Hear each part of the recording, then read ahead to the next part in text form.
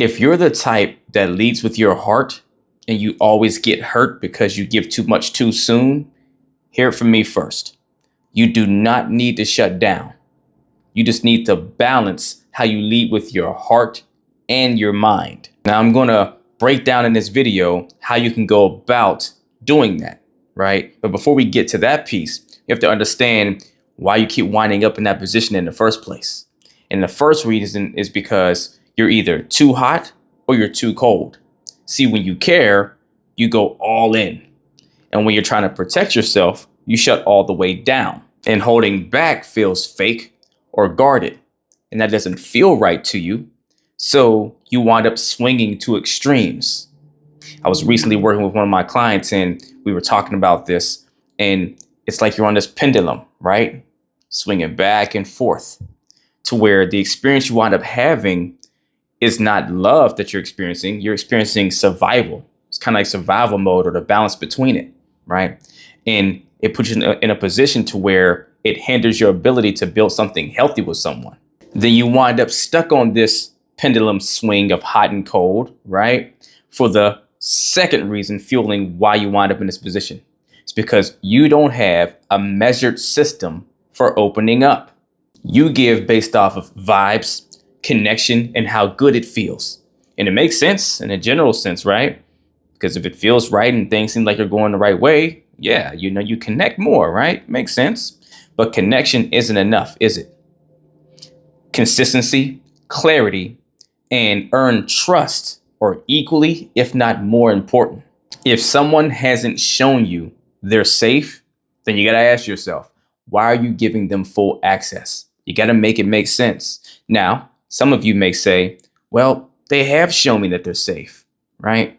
Now you got to do a better job at vetting, right? So if you feel that you keep getting in rough positions and you wind up getting hurt when you overinvest, or at least on the back end, hindsight 2020, right? You feel like, oh, I overinvested because clearly they weren't the best person or they did something that was hurtful to me or whatever. Then now what it's saying to you is whatever vetting system you're using currently to determine that they are safe needs to go further. It needs a reevaluation. It needs you to adjust some parts and some pieces. Maybe dig that tunnel deeper to something more significant that will give you better clarity to know that they're actually safe versus what you're basing off right now. But a lot of you aren't even doing that part.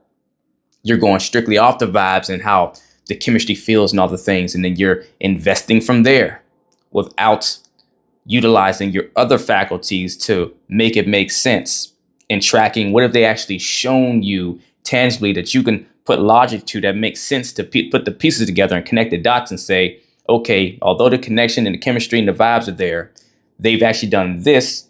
That means if they've done this, it probably comes from this space of value in their mind and how they operate through their principles and all the things that now makes sense to give them access to all of me. So the fix to doing this is you have to learn to lead with your business mind, but you fuel it with your heart.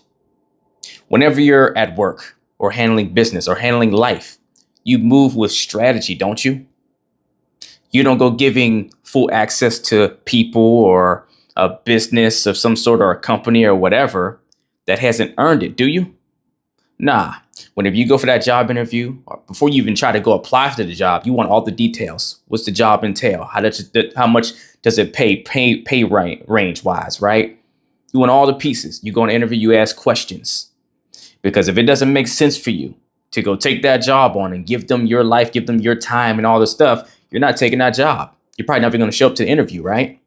Or if you're about to make this business deal, you don't sign that dotted line so you have all the facts, right? What's the ins and outs? What can go wrong? What are there any loopholes? You try to get all the information you can before you go ahead and commit to it. Dealing with people, friends or whatever, someone you meet out. Like, you don't go and just welcome them into everything of your life. Yeah, maybe you're an open person. Maybe you're a generous person. So, you're courteous and kind to them, but you don't give them certain levels of access to certain tiers of you until you've seen enough, right? And it's easy to do it with friends and so forth because it's not as emotionally connected. It's not as emotionally charged. It's not as significant towards what's going to matter for you long term wise, right? They're not going to be the person that wakes up next to you every day. They're the person maybe you call every Wednesday or, on the weekend to go hang out for a few hours, right? They're maybe it could be an important part of your life, but they're not an integral piece that's your life is built around or heavily woven into your life on a everyday, every moment basis. They don't impact your environment on the hour to hour as much as a significant other does, right? So because that level of heart posture is not required there, it's easier for you to keep some of that business frame of thought in there. And I know you're not thinking of maybe friends or so forth or family as business, because no, that's not the intention. But some of the faculties you use to handle business is applicable or usually gets applied when it comes to friendship, which helps you operate with better clarity. You don't give full access to a company, business, or people that haven't earned it. You have to apply the same mentality to dating, right? When you're vetting the person that you're going to choose to spend your life with, you have to take that same mentality into play. So that means be open enough to connect, but only invest deeper whenever the experience proves it's safe to.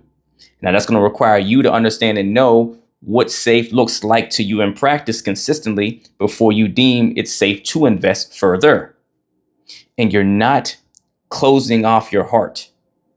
But what you're doing is you're pacing how much of it you reveal based off of what the experience has earned from you. So a great visual way to think of it is like this. Think of your mind, right, versus your heart being like this intellectual frame, right?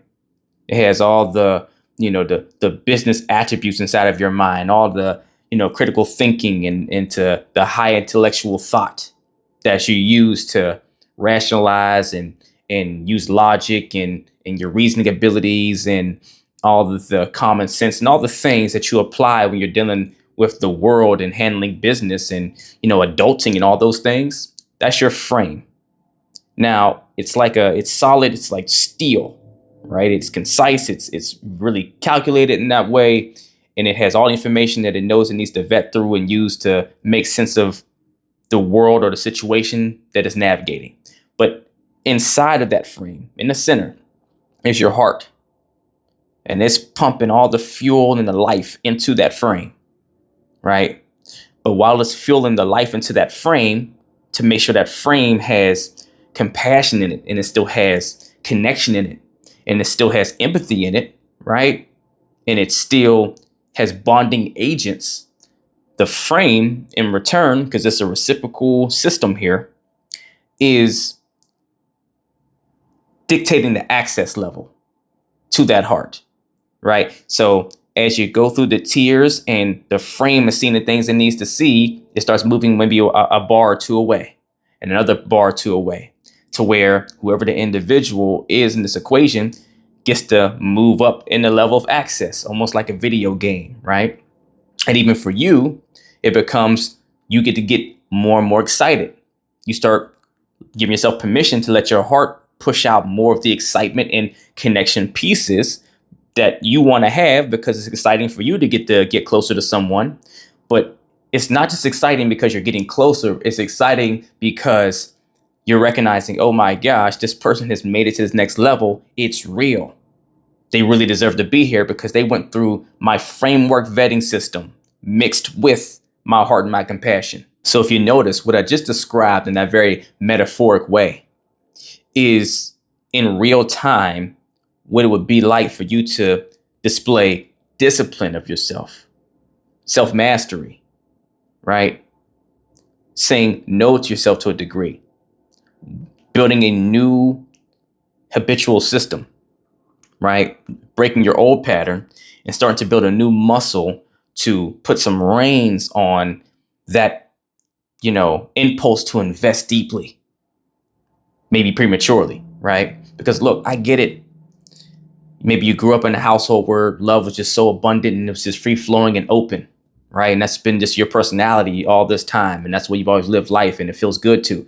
And that's beautiful. And I want you to keep that, right? Yes, by nature, we all are wired and built to love freely on each other. And we should be able to do that and not have to worry about the harmful outcome you can get from opening yourself up to someone that is not in a healed enough space or doesn't know who or what they are well enough to reciprocate it back, and you wind up getting the bad end of the stick, right? We shouldn't have to deal with that in the ideal sense of what we're all designed to be. But just as much as you have all that love free flowing from you, you have to also apply it in a very empathetic, understanding way of the people around you or that you might come into contact with that are not at that level of growth yet, like you are. Or maybe coming from a natural position, maybe their foundation, their upbringing, whatever their life journey has brought them so far, hasn't been fortunate enough to where they've learned that as early as you have, to where maybe they haven't grown with it woven into the system the way you have. And so if that is the case, you have to love on them enough, just have love for people enough to see when their growth is still not at a space that maybe yours is. And so you're keeping this framework, right? Your attempt to do that is you actually showing love for them to help protect them not operating in a way that goes against who they would really want to be if they had the growth and maybe the upbringing or the journey to allow them to be that right here now today. Some people aren't there yet. And so you're helping to, help them out because you get what they don't right now. So now you have to reel back a little bit to give them a chance to grow, to earn access to certain levels of what you should be able to give freely that they're not prepared to handle yet, right? Because watch this. Say you do go, you invest too soon into someone, the wrong person. They give you an experience that hurts you deeply and all that. And that person at the time doesn't realize, doesn't think they've done this, or maybe doesn't even care. But as they go on their journey and they keep trying to work towards being a better person, because look, at the core, one thing you better believe is all of us wants to be a good person at the core. Yes, some of us have a hard time doing that because we go through toxic things or we have hurtful experiences. And now, we're hurt. So we're hurting other people, hurt people, hurting people, that kind of stuff. Because deep down there's a pain or a wound that is too difficult for them to deal with. So they go do toxic things on the surface, trying to, in this subconscious reverse engineer way, heal that wound. And they wind up hurting people more. But if they do find their way to the track of actually healing and becoming a healthier version of themselves, that's the point where they look back and say, oh gosh, I did some messed up things in my past, or I didn't see it before, but now I see where I was dropping the ball and how I did hurt that person. Oh my, right? So you're helping them to not have to learn that life lesson that much harder way that you not have to work through forgiving themselves and all that, by you keeping a framework whenever you recognize that they're not showing the signs consistently and doing the things that says they're on the same frequency as you when it comes to being able to give that love as freely and reciprocated until they're ready to get there. That way it'll be earned and they'll actually appreciate it more because they had to become more in order to have that level of access to you. You don't have to be cold to protect your heart. You just need to be clear. What does consistency look like? What experience do I need to feel safe emotionally?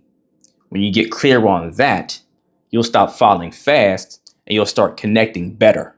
If you need help learning how to actually build the muscles, the skill set, and the tools to actually get off of that pendulum swing and be more balanced in the middle so you could be more efficient and safer and better at vetting and put yourself in a position to win with the right person that you could open up to as much as you want, then email or DM me the word coaching and we will get to work as long as you're truly ready to put that work in. Let's get it.